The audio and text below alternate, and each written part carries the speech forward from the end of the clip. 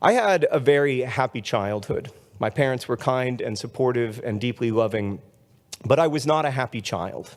A lot of my childhood was consumed with obsessive worry and dread that made it impossible for me to observe anything outside the universe of myself, which complicated everything from my social interactions to attempting to memorize multiplication tables.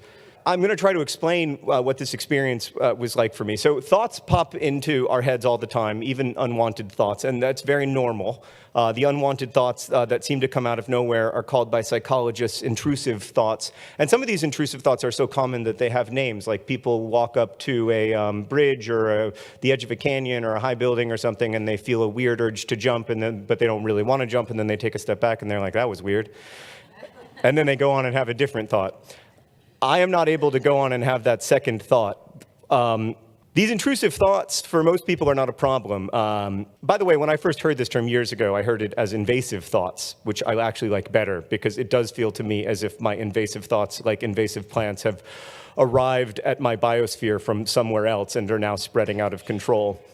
In my brain, these invasives take over. They become the only thought I'm allowed to think. As a kid, it was often a fear of poisoning. I'd become convinced that I'd eaten something that was going to kill me, and I couldn't stop worrying about it, no matter what I did. Eventually, I developed behaviors to cope with this worry. I would only eat certain foods at certain times. I would only sit in certain chairs at the cafeteria, which were the not sick chairs. I would touch this X number of times, etc. I now realize that I had and have obsessive compulsive disorder, but at the time, I didn't know that. I had no way to give expression or form to the experience of my thoughts or to talk directly about it because it was so deep down and abstract and scary, and also because trying to look directly at it or talk directly about it was terrifying.